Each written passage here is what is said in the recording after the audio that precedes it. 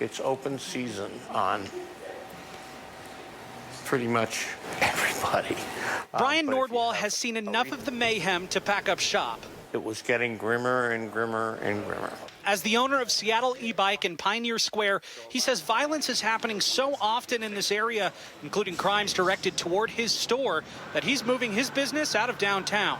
Downtown Seattle is Tombstone, Arizona.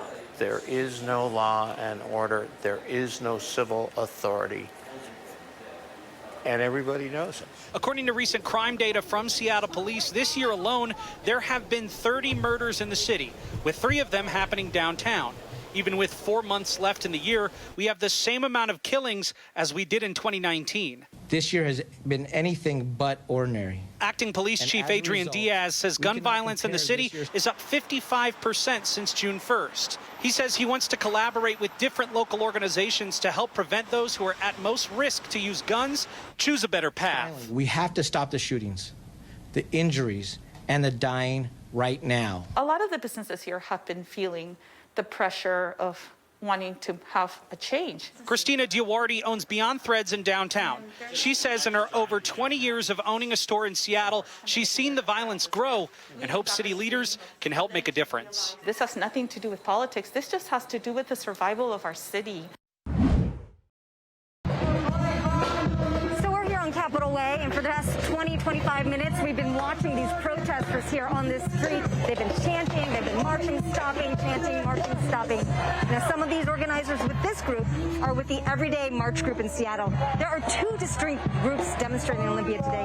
One rally is to defend the police officers, another one a rally reminding the public that Black Lives Matter. Now, this afternoon, here's a closer look, we saw more than 200 people gathering at Heritage Park before marching towards the governor's mansion. We saw signs that say Black Lives Matter. We saw signs that say fund communities and not cops, signs that say cop blocker with a picture of a police baton and the red circle and a cancel mark over it. Legal observers are also out here with their neon green knit caps, and several people involved here say they are marching to the governor's mansion because, quote, the governor is not doing enough for the Black Lives Matter movement. Here's another look at a different protest that's been underway today for the past few hours at the state capitol. It's the group calling itself Back the Blue.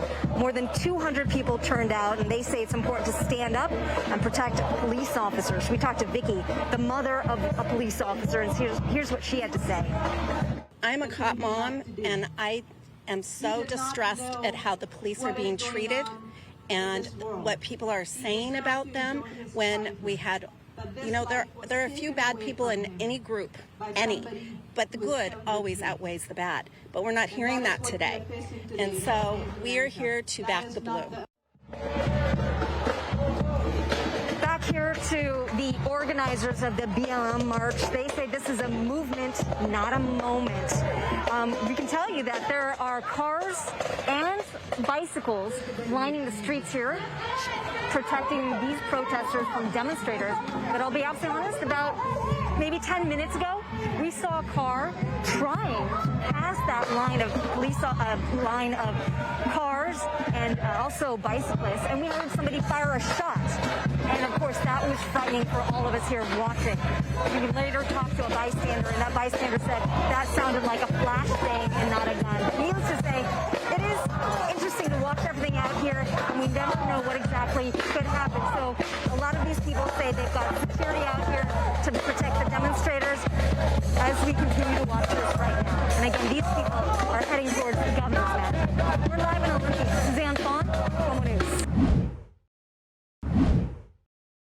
These devastating wildfires, many of which are spread across Northern California, mean extra resources are needed to cycle crews in and out when they start to face fatigue. And now Washington-based strike teams have been arriving all weekend to lend a helping hand in this ongoing fight. Ravaging nearly everything in their path, a series of wildfires, many sparked by lightning, continue to wreak havoc on California. All right, guys, I'm going to get you out of here, okay? All right. So far, the flames torching more than 1.1 million acres, upwards of 1,000 structures gone, and 14,000 firefighters in the battle. Cal Fire's Bryce Bennett. I would describe this as an extraordinary situation that Mother Nature has dealt us. Make no mistake about it, we are in need of extra help and resources. And now support arriving from Washington State. Crews from Camano Island tweeting this photo from the road, sending a crew of 3 people along with 1 engine. Firefighters are just, they're can-do action people, and our crews are no different than the rest of them. So when these things happen, I think everybody wants to jump to action. That's Fire Chief Levon Yengoyan. He says just last year, that same crew was in the same region fighting another wildfire. Snohomish County 7 also sending help in the form of 2 strike teams set to fight the fires from the front lines. And Kirkland Fire is also pitching in. We're so proud of him, and he loves doing this so much. Melissa Riedel's husband, Ryan, is part of that crew with a goal to protect structures from being lost. Here's a photo of their rigs reaching the California state line.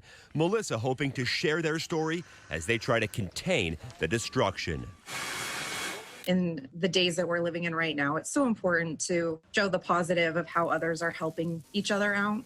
And this is something no one wants to hear. Heading into tonight, more dry lightning storms are expected to roll across parts of California, and they could bring with them unpredictable and dangerous winds.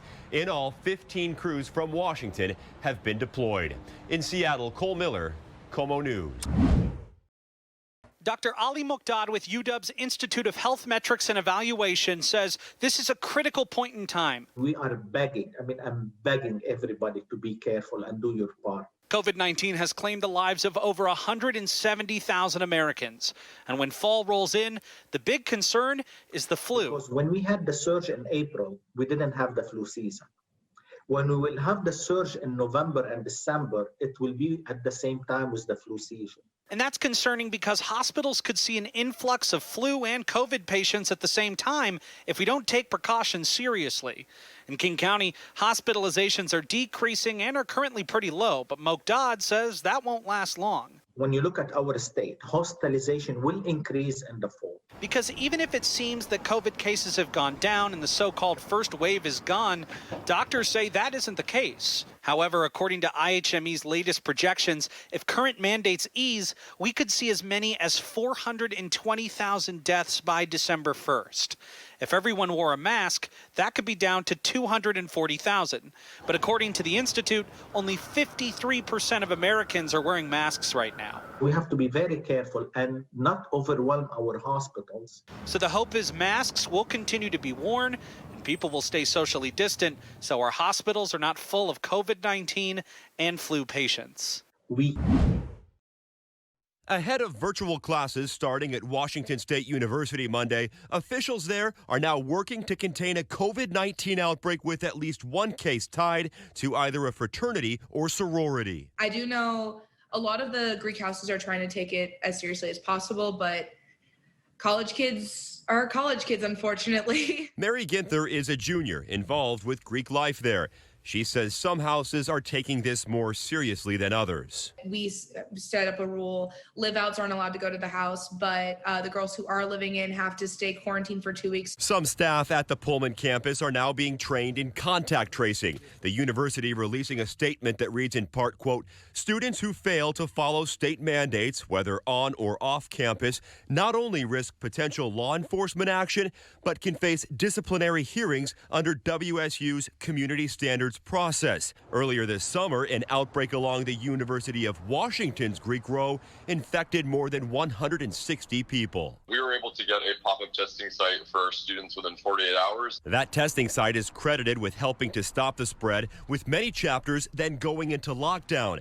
A fraternity leader says mask wearing, once not so great, did end up getting better. That, he says, helped to get things under control. I think the outbreak that we had was definitely a wake-up call, and I think it really showed our students how quickly this could spread.